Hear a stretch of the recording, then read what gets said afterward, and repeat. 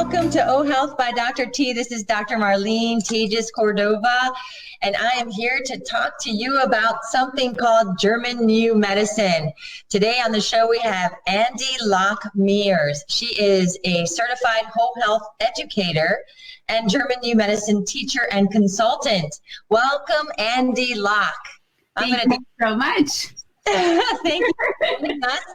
I recently just learned about this, practicing family medicine for the last 23 years, having my private practice and consulting, and learning about functional medicine and root cause medicine and evolving my practice. And recently a good friend of mine turned me on to German New Medicine because she knew that I like to get to the root cause of illness and disease. And I'm interested very much in the healing process, not keeping things chronic and chronically treated with prescription medications, which we can do a lot of that these days. And so in my own evolution, I noticed, there must be some other ways to help someone heal. And here you are. Ta-da! I'm thrilled to be here. Thank you so much. Can you tell us, what is German New Medicine? How did you learn about it in your career, your profession? Absolutely. It's like, okay, how much time do we have, right? It's like, I could speak for hours about this. So I'm a holistic health practitioner. I ran a successful wellness center in Maine for many years, and I did all kinds of things with herbalists and nutrition and homeopathy for hormone rejuvenation and all kinds of things. And then I heard in 2009, I came across something online that said German New Medicine. I'm like, I've never heard of that. I've been in the holistic health field for over 25 years. So, I mean, and truly since the 70s, when I first was interested in nutrition. So I'm not new to this, but I'd never heard of G&M. So I know what you feel right now. And so I bought the book, thinking I was so busy with my wellness center. There's no way I could fit in yet another training, right?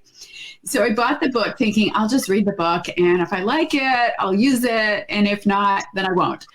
And I bought the book and it made absolutely no sense. And I couldn't even make heads or tails out of it. It was in English, but it made no sense. So I had it for a full year. And I kept just hearing intuitively, go get trained, go get trained. I didn't even know what it was that I was getting trained in. So I went up to Canada and spent 4 solid days. In the first 30 minutes of this training, I totally understood how to read the book. It was like a key and a lock. It's like, oh my gosh, this is amazing. So that was phenomenal. And then I came back on a Monday night, started using it in my clinic on Tuesday morning, barely understanding it, but knowing I've got to learn this. This is amazing. So that's my story with it. From there, I sold my wellness center in 2012 and took this online, was on an international team for 3 years, and then decided to really focus on teaching versus consulting with it. And that's what I have done for the past 3 years. I took a year off from my life to develop my courses and launched those 3 years ago. So that brings us up to here. Yes. Now, it's interesting you say your intuition kept guiding you towards this approach to medicine, approach to disease, right? Right. I find my intuition pulling me towards it as well. I find it fascinating, just a little bit that I have uncovered so far. So I really appreciate that now you have created a course for someone like me that I could take and learn. So anybody listening that this sounds interesting to you, please stay tuned, keep listening, because she has developed courses. So anybody seeing patients in the healing arts can take this course and learn how to use this approach, right? This philosophy, this information into your own practice, right? Right. I have 2 courses. So one is for everyone to learn, whether you're a practitioner or not. The other one is for practitioners, and it teaches you get the first course in that. So you learn G&M, and then you learn how to apply it with your clients or patients. Perfect. Great. Yeah. And they can find that information. Where can they find that information or any information at all about you? they can go to my website, andylockmears.com. Okay. And they'll get a link there to my other website, which is where my programs are. Yeah. andylockmears.com and all the information. And do you have a YouTube channel as well? I do. I think it's Andy Lock. It's your name. I think it's my name. Very simple. Andy Lockmears YouTube channel. Check it out. She has great videos explaining this, because sometimes you want to hear it again and go back and listen to it again. And there's a part two. Yep. She has a podcast. So it's fascinating to me. I'm so happy that you've taken the time to join me to explain more. So how is this information relevant now in today's world? Well, I guess, why don't I give you the basics of German New Medicine, and then I can answer that question more fully. So I'm going to start with a story, because everyone loves a good story, right? Yes. And so this story starts in 1978. And this is a German physician who is traditionally trained. He's in his early 40s, the picture of health.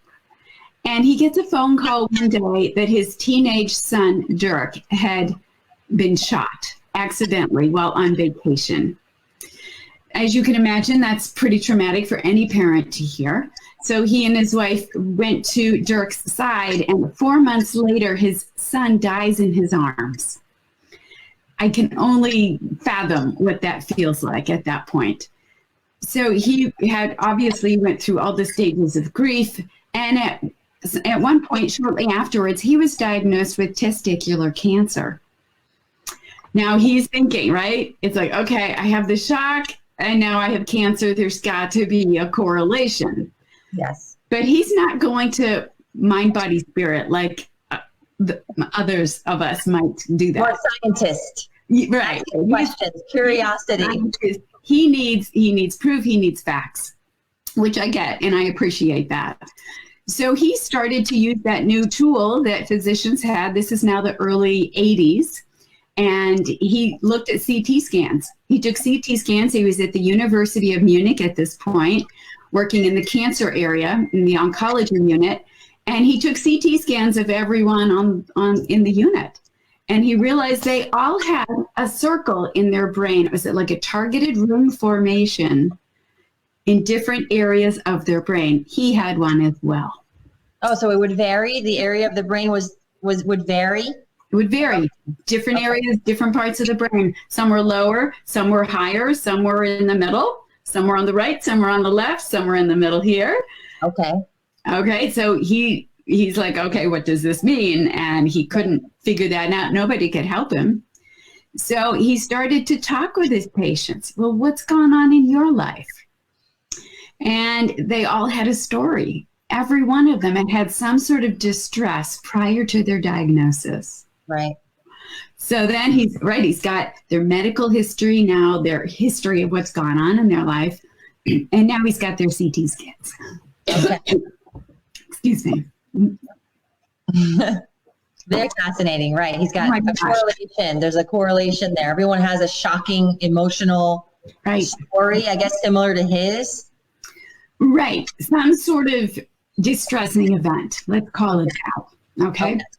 So he starts putting all this information together, and he realized that everyone who had the circle in the same area of the brain had all experienced the same trauma prior to their diagnosis, and they all had the same diagnosis of cancer. Okay. There were no exceptions to this. It was 100%. 100%. So he would find an area of the brain. That same area would always be correlated with a similar story, I guess. Yeah. That area of the brain. Yeah. And then also a same kind of cancer. Yes. So different areas of the brain had a different area of cancer or type of cancer? Sort of, yeah. So what he discovered, so then he's like, okay, I'm on to something here. You're on because nothing is 100%. Okay. Right? In modern medicine, nothing is 100%. Okay. If you smoke, will you get lung cancer? Not necessarily. Right. It's true. Not 100%. Yeah. Right. So to find something 100% was beyond his comprehension almost. So he spent the next few years researching every one of the circles in the brain. Ah, there you go. He correlated them to the kind of what he called a conflict shock prior to their diagnosis. Okay. Experience. And then he related it to, well, what's their diagnosis? What kind of cancer do they have? And then he went way beyond cancer. He went to everything. He mapped out the entire brain. Okay, so he did do a mapping of the brain and different areas of the brain where he found these circles. Right. And you found them in the different areas. Okay. The map is behind me. It's representative of his research. So he looked at the entire brain. He was able to determine what every single circle was correlated to. There you go. So there's the basis. Now, the next thing he discovered 5 biological laws. Okay. So the first one is that every disease starts with a conflict shock, what he calls a conflict shock, which is a isolated, unexpected event that just it catches you unaware.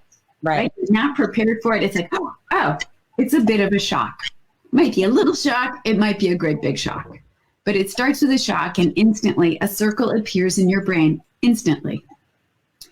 So the second biological law says that every disease runs in 2 phases as long as the conflict is resolved. So what happens is the moment of the conflict shock, the circle appears in the brain, and it turns on a program in our body because we are hardwired for survival. We have survival mechanisms in us. All living beings do. And so one of 3 programs begins at the moment of the conflict shock. We are now growing cells somewhere in our body. Our brain knows, okay, to resolve this, we need to make a part of our body larger with more cells to help us cope with this conflict. Amazing. We're losing cells somewhere in our body, which might sound really counterintuitive, but the end result is that that area of the body will be stronger, which is what we need so we don't experience this again. Right. The third program that runs is a functional loss. So an organ is under-functioning, which actually helps us in the moment to resolve this conflict. So the first phase, so we have a shock, circles in the brain, a program begins below our level of consciousness. We don't know, I think I just added some cells to my liver last night. We don't have that level of awareness in our body. But it's the fight or flight, what we might consider that shock happens, and now we enter that nervous system called the sympathetic nervous system, fight or flight, the stress response. I think most people kind of understand that language. Yeah, right. What we know is we're upset, right? We are now running from a saber-toothed tiger. Exactly. So that's what's happening. We know we're upset. There's a really good chance you're conflict active in that moment. Yes. So let's say you lost your job and you're the sole breadwinner of your family, and you're just, what am I going to do? How am I going to provide for my family? It takes 2 months until you find another job. In those 2 months, you're growing cells, or losing functioning somewhere in your body. Right. Now you find another job. Okay, your nervous system switches from sympathetic dominant to parasympathetic dominant. Goes from high to the low. So at this point, you enter the second phase of the 2 phases, and it's called the healing phase. Some people call it the resolution phase. If you grew cells for those 2 months, your body now says, we don't need them anymore to make that organ stronger to resolve this issue. We've resolved it. So now we can get rid of them. Our body knows exactly how to do that. So our body will start to break those cells down because they're a temporary cell. They don't look like a normal cell. And we'll break them down, and there's pain, swelling, and inflammation with that. If we lost cells for 2 months, then we have a part of the body that has like microscopic holes in it. So now in the healing phase, we're going to replenish them. We're going to patch in those holes because we're all done making that part of the body weaker. My favorite phase, healing phase. Healing phase. For the game. Exactly. If we had a functional loss, let's say your hearing was affected, now you will regain it. Perfect. And that's in the healing phase. And the healing phase is what we call being sick. Right. So pain, swelling, inflammation that we have, taking down those extra cells we don't need or replenishing the cells we need, That's what we call being sick. So many examples of that I'm sure that you can give. So many examples. Even in my own practice, you know, I've had patients that have lost an entire head of hair. Ah, yes. Can you talk a little bit about that? Like, absolutely, use that as an example, please, because it's such a shock to them on so many levels. Yes. They receive a shock already, right? And then that happened, but then that in and of itself is shocking to them to have lost their entire head of hair, right? Now there's another one almost. And that's what we find is you can create it so it just keeps going. And that's something I'll get to in just a minute. Yes. I'll get to the hair in just a minute. What I want to do is finish the second phase.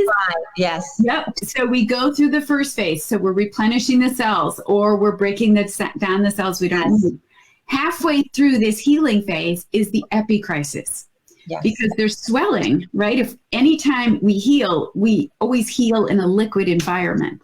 Yes. Right? So if you cut yourself, you're going to see it's going to ooze, it's going to be blood, but it's going to ooze, it's going to scab over. So we had created extra liquid there. It's red around there. It's inflamed. There's extra liquid there. Well, we know how to do that internally as well, not just on our skin. So liquid in the healing phase, pain, swelling, inflammation. When we're done with that, we've gotten rid of all the cells we need to break down, or we've replenished all the holes that need to be replenished. Then we get rid of the liquid. So we push out the liquid in the brain and on the organ level. After that, we go into the second of the two phases in the healing phase. And glial cells will accumulate in that circle in the brain and patch in the connective tissue around the circle. If you had a CT scan at this point, it would be called a brain tumor. We all have a brain tumor at the end of a common cold. So this is all good. It's all normal. It's part of life. And after that, we get back to our day-night rhythm again, our normal day-night cycle. Our nervous system is back to being balanced. Okay, let's look at hair loss. So hair loss is, let's say somebody's losing their hair on their head. It is part of a separation conflict. And you always look, when you look at separation conflicts, this is the epidermal program. When you look at that, you look at the location. So if somebody has like a rash on their arm, or it's hair loss up here, it's like, okay, what touched you that you didn't want touching you? Or maybe you want something touching your head and then nobody's touching your head. So sometimes if you'd like to have your hair stroked, and that's what your spouse did, and your spouse died, and now you have cell loss in the conflict active phase, you're losing cells, which means your hair can easily come out now because it's not being held in as tightly. Wow, fascinating. Yeah. Yeah. And then once you resolve the separation conflict, it will grow right back. And I've had that happen with people. Well, that's wonderful to hear. So this is just a great field of knowledge so that we can help heal from things and just understanding. I feel having this deep knowing and understanding of where did this come from even eases the patient. I think instantly when the patient has an understanding, why is this happening, that already the healing begins, just the patient understanding. And I find beautiful. What a wonderful practice and approach that we can integrate now. Integration is one of my favorite words now. I'm trying to integrate all these different modalities and practices and see which one, right, intuitively I'm guided, is going to help this patient heal. My purpose is to help the patient heal, actually return them, teach them a lot of education. That's why we have this show. I find myself education always as a reminder, this patient just doesn't know, like you said. Right. They don't teach us in school. They don't teach us this way of looking at our body and understanding the symptoms. Where are they coming from? Why am I feeling this? Why am I itchy? Why does this hurt? And things like that. I just love the concept of one day, I'm putting it out there, that one day there's a class in elementary school, middle school, and high school, and that grows along with the child's ability to understand. One day, I hope. Absolutely. And I think one of the most powerful things we can do is teach this to our children, because they can recognize when they're conflict active. Yes. And if they can recognize that, they can have the tools they can develop their own tools to downgrade that. So instead of getting a full-blown cold as the healing phase, they're just going to have the sniffles for an hour, and that's it. I love that. I love that because now they feel empowered. Yes. It is very empowering with your own self, your own life. And what's more important, one of the basic fundamental rights that we have to be healthy, yes, and to enjoy and be a happy life and live and fulfilling our purpose, feeling great, being able to develop resiliency, right? With this knowing, and like you said, downgrade, right? Minimizing, shortening how severe and how long you have an illness or symptom, right? Exactly. Such a beautiful practice. You said there were 5 laws? Right, 5 biological laws, and that's what I really go into in my course. It's a lot to cover. Name the 5. Is that okay to just name them? I know you mentioned 2 already. The third one has to do with germ layers. Okay, germ layers. Right. So we're, in about 17 days after conception, we have 3 germ layers that all of our organs and tissues develop from. Okay. And so Dr. Hammer was able to tie in what parts of the brain that are controlling the different germ layers and the organs that grow from that. So it's a whole tie-in that embryologists really appreciated. It's fabulous information. The 4th biological law has to do with microbes, which are a hot topic these days. Oh, yes. Yep. And how they are all beneficial to us. We're talking bacterias and TB bacteria included, average run-of-the-mill bacteria like Staphylococcus or Streptococcus, and also viruses if they exist. So we know that they all have a beneficial role to play in the body. I like that perspective too, the paradigm shift. Yes. So we're really asking everyone to look at viruses and bacteria in a positive way. Yes. Right? And I think already that puts us at ease that, hey, there's a positive way to look at this. Right. Just kind of planting that seed. Exactly. Open yourself up to learn a different paradigm on how to think and feel about viruses and bacteria, because already you're setting yourself up for the healing process, just this knowing, this shift in your perspective, right? Exactly. That's it, exactly. And it takes a while for people to wrap their heads around that sometimes, because what I call the old medicine, which is what we have as modern medicine, is pervasive. It's in our advertisements, it's on TV, it's in our media, it's everywhere around us. So we create a GNM community to help us get out of the old way of thinking and into the new way of thinking. Can you tell us more about that in case anyone listening wants to know? You just kind of Google GNM community, or is there any other way? That's a great question. I don't know what would happen if you did that. Just Google it. I try to create community. Yeah. I try to create community because it's important. And so I started a national organization for that reason. And it's called usagnm.com. You can check it out. It's mainly for practitioners, for those of us in the United States, because we've all been so isolated. And so I thought, well, there's strength in numbers and there's, support and camaraderie. So I started the organization a year ago, and it's now gone more international. We have a chapter of it in Australia as well, which is awesome. That makes sense. Yeah.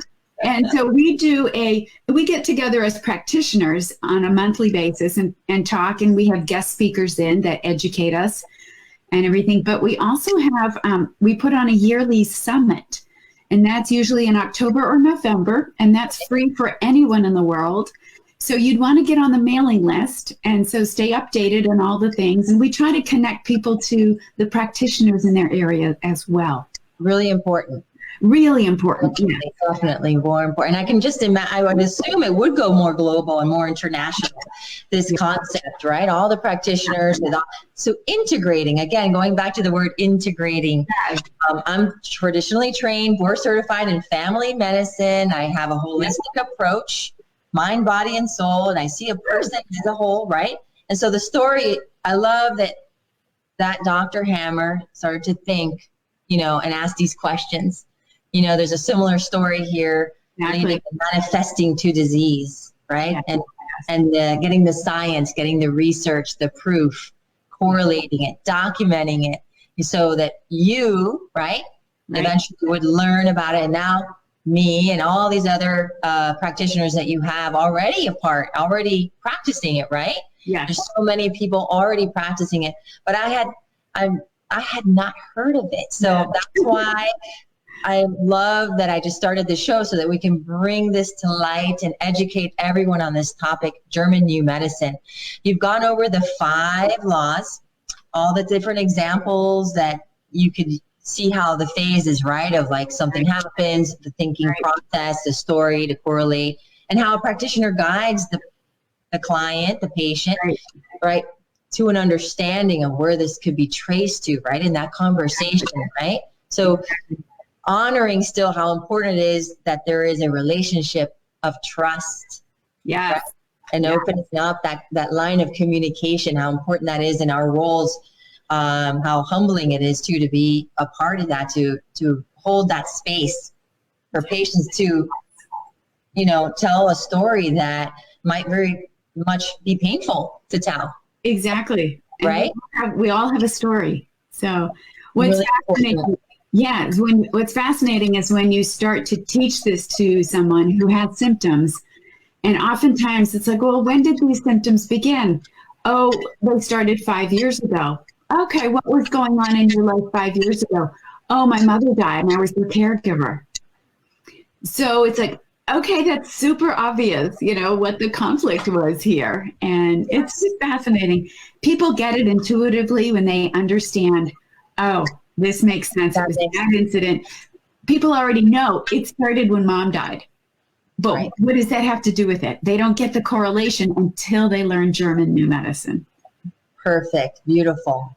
Great explanation. And I know there's more information that all of you listening can go to her YouTube channel. She explains it beautifully, so you get a better understanding and learn how to apply it in your own health and well-being. Okay. So how is this relevant in today's world? Getting back to that question. Ooh, and I love it. I love it. So we have COVID-19 out there, which is a virus. And so I did some research on this, and it's in my first Corona podcast, which I think was my 3rd one that I did. And so what you have to do is, when you start to see an pandemic, what does that mean? Whether it's everyone in Johnny's class has the measles, or everyone in Wuhan, China, lots of people in Wuhan, China are now sick. It's what we call a regional DHS or mass DHS, where a lot of people have the conflict shock at the same time. So Johnny's class couldn't go on the field trip, and they were really upset about that. So now they all go into the healing phase of that. Right. And they were looking forward to that field trip. Right. Or now that, so in Wuhan, China, it's not that hard to figure this out. When I went and looked up, well, what went on in their area. And it was a conflict with the government wanting to put in not compost, but incinerator. Right. They are a place that it's 11 million people in Wuhan, China. We're not talking a small town. Their air quality is poor. Their water quality is poor. They already have a lot of health issues because of that. Their bodies are simply weaker. Right. Because they don't get good nutrition, good water, good sunshine. So then the conflict with the government comes along, and there were protests in the streets, 10,000 people protesting. At the same time, a lot of people feeling this, they were afraid because they know that having more pollution in their environment was going to deteriorate their health. So it felt like their government didn't care about them, that they were going to put this thing right in the middle of their city. So then that was in July of 2019. And then several months later, they resolved it and they went into their healing phase. We started to see that around November, December, which makes sense. So it's only until we see the healing phase that we understand, that we know what the conflict was that they experienced. For them, it was the territorial fear conflict, and that impacts a cell loss in the bronchial mucosa. So think of your bronchioles that go into your lungs, cell loss because it's your body is saying, uh-oh, this is fearful. We need to open up the airways so we can get in more oxygen. That's the biological purpose for this program. Right. So there was cell loss for several months, July, August, September, start resolving it, and then later in the fall. And so when they resolved it, they went into their healing phase, and their body started to replenish those. Remember, healing always takes place in a liquid environment. So liquid is brought to the bronchioles. Well, that's what we call bronchitis. And it's really hard to die from bronchitis, right? That's not a life-threatening condition. Right. However, when you put the kidney collecting tubule in on top of it, which was feeling abandoned by their government, it started the kidney collecting tubule program, which is cell growth in the conflict after phase. And in the healing phase, those cells are broken down. Anytime you have this program running, when there's another program already running, it's called the syndrome. And everything in the healing phase is more complicated. Our kidneys regulate our liquid in our body. And so it will bring more liquid to the healing area. So we've got liquid already in the bronchioles. Now we're going to pile on more liquid, and that's what we call pneumonia. It's the territorial fear with an abandonment or isolation conflict. That's what the people have passed from. And of course, more people are susceptible to dying from that if they are older, because their bodies don't have the vital energy that we have when we're in our 20s and 30s and 40s, right? It's different when you're in your 70s, 80s, 90s. Correct. Or a young child, So what can someone do right now? There's a huge amount of fear. I mean, I'm doing telemedicine visits. I'm still continuing to see patients. I'm practicing social distancing in my practice. Everyone's protected. So most of the visits are online using telemedicine. And what I'm noticing, I can feel the language they're speaking, the energy behind every word, their vibration, everything is very fear-based. Right. And I already know that's not helping. Okay? I do say to that, this fear that you're kind of connected with and are aware of and speaking, is not going to help you heal from whatever it is they're complaining about, because now also, isn't because of this pandemic. Yeah. Now also they're in fear mode. Yeah. And now any little symptom, any little sore throat, any little complaint that they normally would have downgraded, right, on their own, they would have been like, oh, it's nothing, no big deal, it's just a cold. Now they feed it with fear. And could it be COVID-19? Do I need to be tested? A little bit of a panicky kind of situation occurs. Can you help us? And those listening, please, anyone, or even me, what I can even from this moment on, or listening to this show right now, when they can go to this at any time and sort of integrate this philosophy, these laws, or a process maybe that you can help with in this time of fear, great fear behind every call, every telemedicine visit. There's this underlying fear, and every little symptom they're having that they normally would not have reacted to, now they're really reacting to. Right. And that's the issue right there, is that this is already a territorial fear issue. Territorial fear issue. Right. And so it becomes a self-fulfilling prophecy. And we want to stop that. We want to stop that. That's right. So the spreading of this, there's no such thing as spreading, because viruses first of all, they don't really exist the way we think they do. They're not what we think they are. We can't catch them. They're not anything that I can get from you or you from me. They are everywhere in our world. We have them throughout our body. They are absolutely a normal part of life and a part of the natural world. They do not hurt us. They might be more active in the healing phase, which is what we would want them to be. And of course, that's when we already have symptoms, but they would help with cell replenishment. So it's not anything to fear that something's coming into you. The masks do nothing. They do nothing. When you're talking to a patient and there's fear, and there's, like you said, a territorial fear. Yep. What do you say to them? Well, I teach them GNM. I find that education is the best way to get out of fear.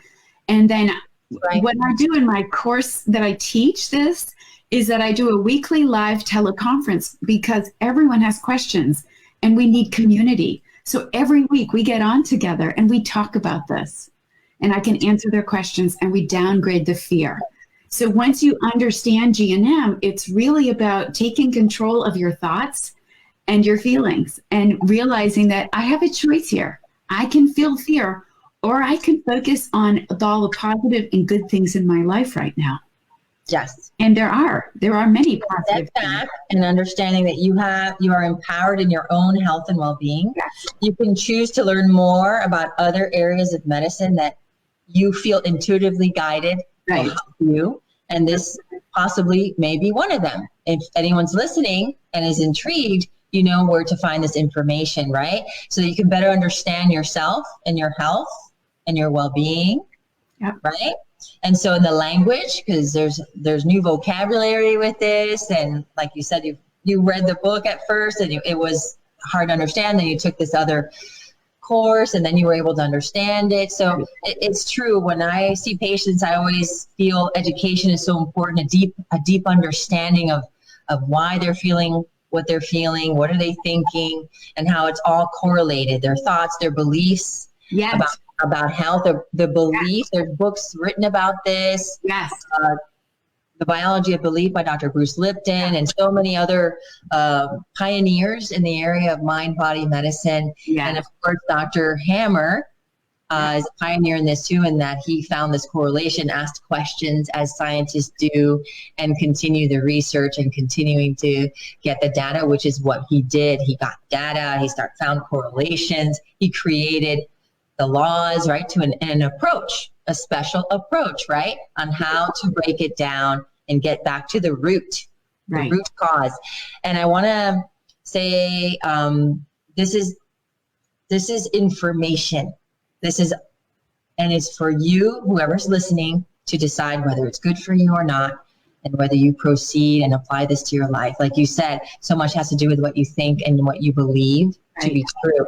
So for now, we want to be safe.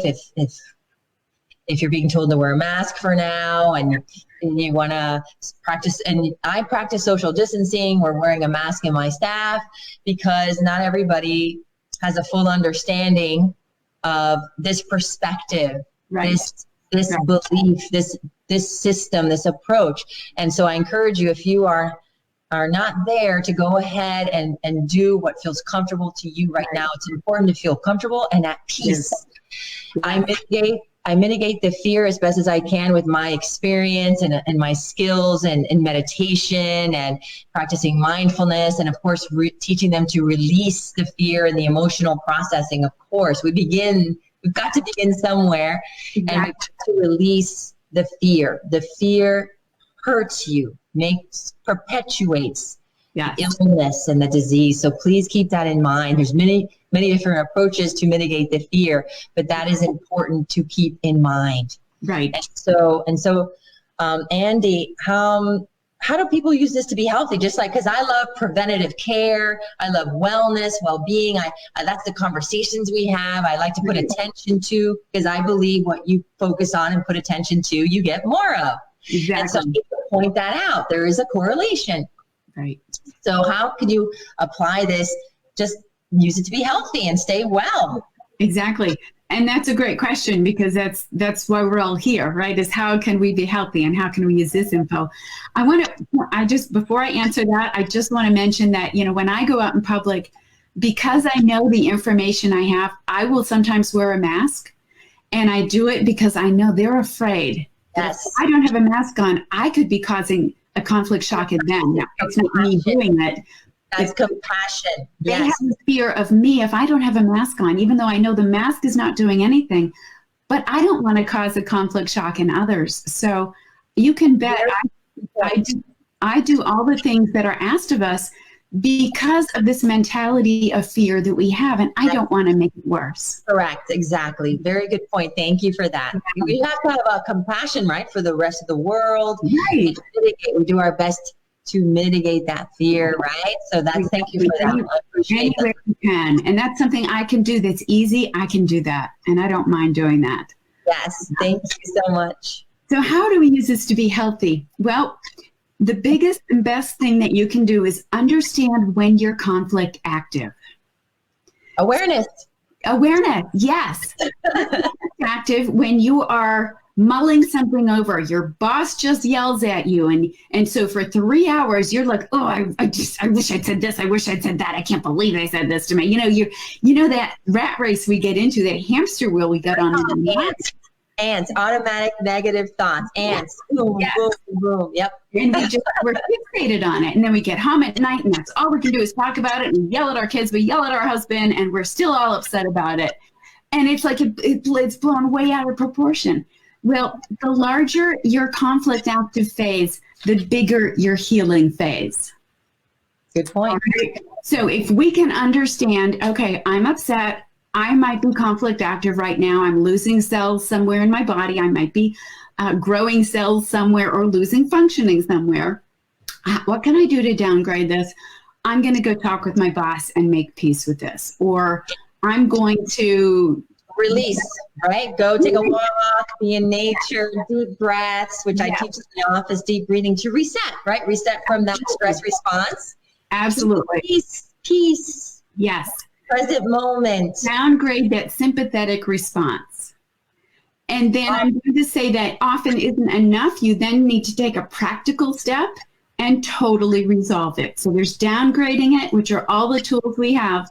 And then there's resolving it, which is usually very practical.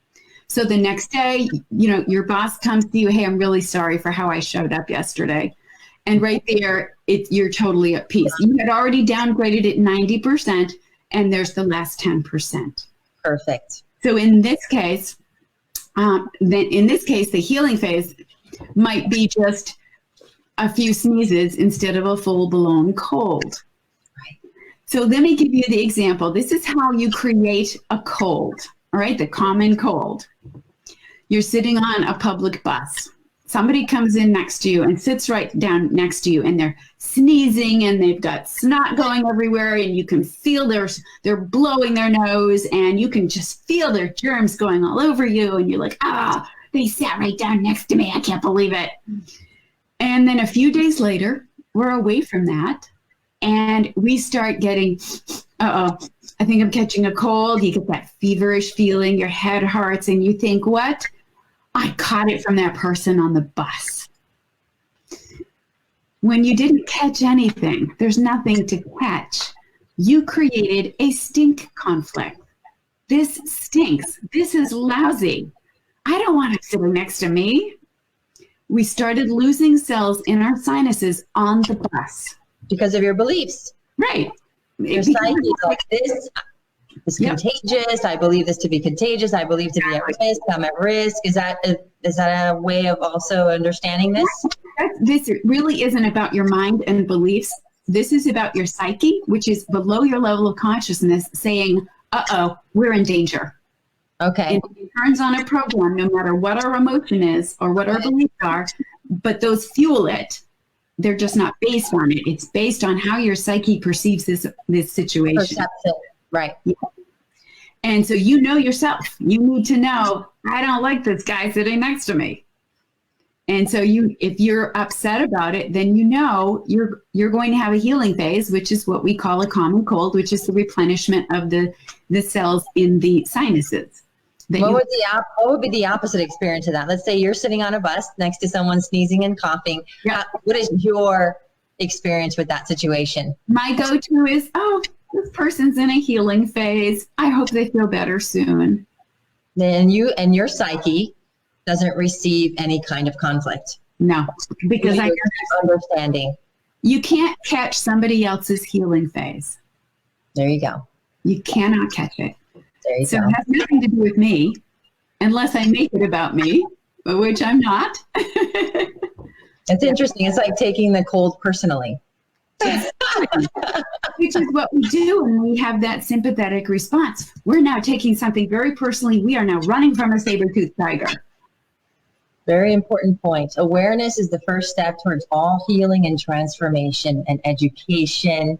Yes. And being empowered with information and you intuitively guided in what's best for you. That's why the more information, the more we learn and grow with every opportunity. I think that's very healthy thing to do. How about diet and exercise? How does this play into German New medicine? I love it because, I'm a nutritionist. So when I learned G&M, it's like, what do you mean? Because I always thought, well, if I eat healthy, I'll be super healthy, right? And yet how many of us know somebody who's 85 years old, who drinks whiskey every day and smokes a cigar every day and lives on white bread and Spam, and they're doing fine at 85? And we all know somebody, let's say a woman in her 40s who eats organic and has a loving husband, a support network, meditates, and is diagnosed with cancer. Right. It is not about diet, folks. Diet cannot prevent a disease.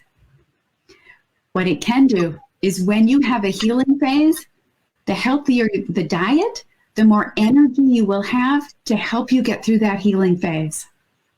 So if you're eating junk food, your vital energy is going to be lower because you're not getting the energy you need from your food. Can you say that one more time?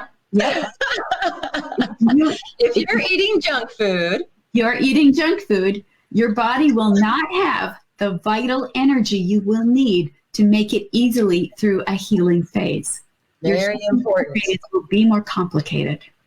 Yes. And instead of being over within a week or a month, it lasts for years. Very important message. Yes. Let that sink in a little bit to everyone listening. Exactly. About junk food. So real food, eat real food and get a variety of real food, and your body will have the energy it needs to make it through the healing phase. Perfect. And how about exercise? Same thing. Get the exercise your body needs. So you're of a good weight for your body type, and exercise because that's moving your muscles and that's very good. And your lymph, also good. It helps to keep you strong. It helps you to have vital energy. That's right. You're creating the environment, right? Through your nutrition and your physical activity. And now your mind, you're introducing this new information, new approach to your own health and well-being. You're creating these environments that optimize your healing. Yes. And that's what all my shows, I hope, are about. That's my intention and purpose of this platform is just educating and bringing to light all these different ways to reach the same thing that we all want, right? Right. Well-being, and resiliency to recover quickly and heal from things quickly, right? So we can get on to enjoying our lives. Yes. And living on purpose, fulfilling our purpose, loving, learning. It can be a lot of fun to do this too. It's that's my belief. It's fun to learn, fun to grow, to know yourself always, right? In these opportunities, I think sometimes when we get sick, it's like, okay, time for me to learn something, time for me to discover something new about my body and my mind, right? And seek out, with your practitioner and things like that, your health educator, your German New medicine teacher. Now you know what that is, and you want to know more information. We have provided you all the information, her website, and and our YouTube channel, Andy Locke Mears. Right? Yes. Anything you want to say? That sounds great. One thing I want to mention is we haven't talked about conflict relapses, and I'd like to share that information because a lot of people have chronic conditions. Yes, thank you so much. You're right. People get the common cold, and we know, okay, if I drink my chicken soup and take my herbs or whatever, it'll be over within a week or two. We know that. And yet, what if it continues and it continues on and on and on, and pretty soon it's all the time. Chronic disease like fibromyalgia, you can name a chronic fatigue, fibromyalgia, chronic pain, autoimmune diseases. MS, ALS, arthritis, anything like that that's chronic, what happens is that whole two-phase cycle that I talked about gets interrupted. And so you're conflict active, and then you're growing cells, losing functioning. Then you resolve it. Now you go into the healing phase, but that healing phase gets interrupted with another conflict. So you go back to the beginning, cell loss, cell growth, functional loss, make it through that one, head into the healing phase again when symptoms get worse. That gets interrupted, and now you're back to the beginning. This can happen over and over and over again, and that is what anything chronic is.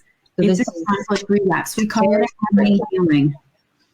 Say that again one more time. We call it a hanging healing, that the healing phase cannot be completed. Okay.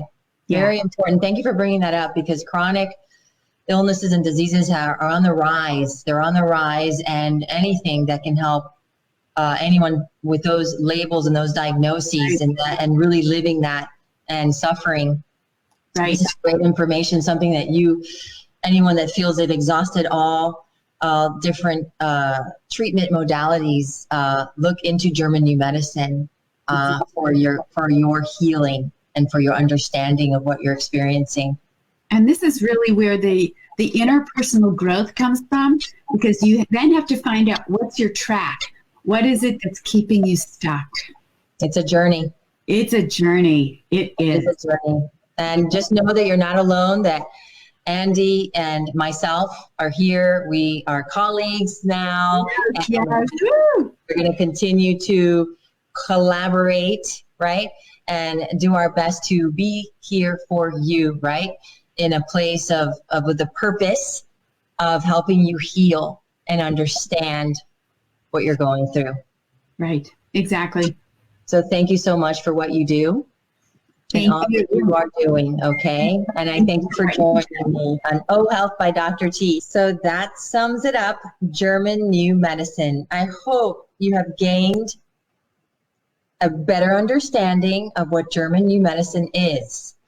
I find it very helpful to see further into this subject if you are wondering all the different ways that maybe you can heal something you have had trouble healing with traditional medicine. I am a traditional practicing physician, traditionally trained. I have a practice, and we integrate all the different philosophies, different information, science-driven, research-driven information. This is all, and whatever I will present to you, whatever I will integrate into my practice is what I am presenting to you. I believe there are different approaches to achieving health and well-being. And German New Medicine is something I wanted all of you to know more about. And I wanted to also provide to you a better understanding of root causes to all illness and disease. There is a way to understand your symptoms, your diagnoses, and there are ways to get to the root of it. And German New Medicine is a possible way that can help you achieve better health and well-being.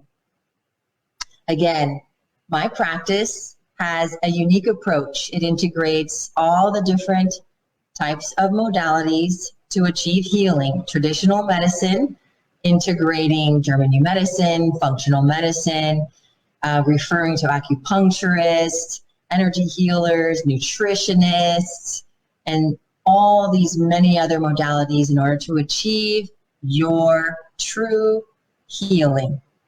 Know that it is possible to heal from anything. We just have to get the right approach.